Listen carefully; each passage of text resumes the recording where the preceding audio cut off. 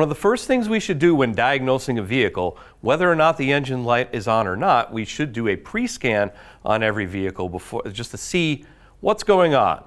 We can talk to the customer and discuss what's going on with the vehicle, what they have for codes, what possible problems there could be beforehand.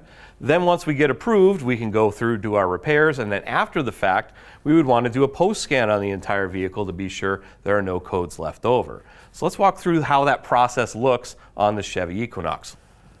All right, so at the top of the screen we see Code Scan. Now this should be available on pretty much 2006 and newer vehicles reliably. So if we go into Code Scan, we see we have three choices. We have a pre-scan, which is going to be when I first start, when I first bring the vehicle in, I want to see what's going on. Post-scan is going to be after the fact. And we also have a new option for Diagnostic Health Scan, which will give us a nicer customer-facing report. So in this case, we'll just do a pre-scan.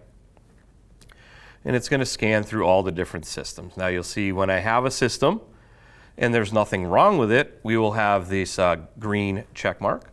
And then if there is a code in the system, you see we have the yellow exclamation mark. It's going to depend on the vehicle, how the vehicle is set up, what type of systems they have on the vehicle. Some vehicles take longer than others. So on this one, it's going to take probably 30 seconds, maybe about a minute at most. On some vehicles, like for Nissans, for example, you have to go through the HVAC system. The system actually has to do a self-test before it'll spit out any code. So on those vehicles, it may take a little bit longer than you're used to. So like I said, it varies. Okay, there's my last one. Now you see the screen turns gray and it says the system report has been saved. Now if I scroll through, like I said, green check mark means nothing wrong. Yellow exclamation mark means there's a code. You can also go and diagnose the code if you needed to. And then if we go down to the bottom, you see it also checks OBD2 codes and the permanent codes as well.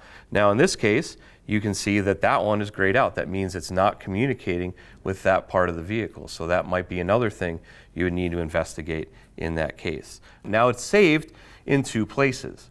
It's saved both to the tool. If I go down here at the bottom, I can go into my vehicle record and you see there's a vehicle system report right there. I double tap on it. It's going to open up in my PDF viewer.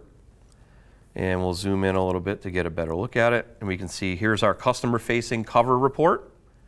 Scroll down a little bit, we can see what needs attention and what had no issues found.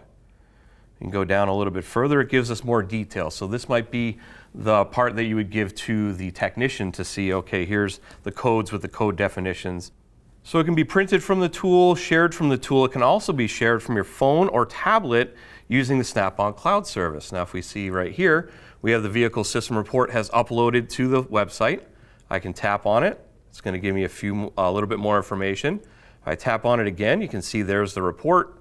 Looks just like it did on the tool because it's the same report. Then if I back up, we could also hit the little link and it'll ask us where we want to share it. So we can send via SMS, which would be text message, send via email, which would open up your default email app on the phone, and then just copy the link to a clipboard to paste it elsewhere. So once I share it with the customer, they can then approve work, I'll do the work, and then I can do a clear the codes and then do a post scan after the fact. I could also share that with them as well. Now you see this is a good way to help customers understand what's going on with their vehicle.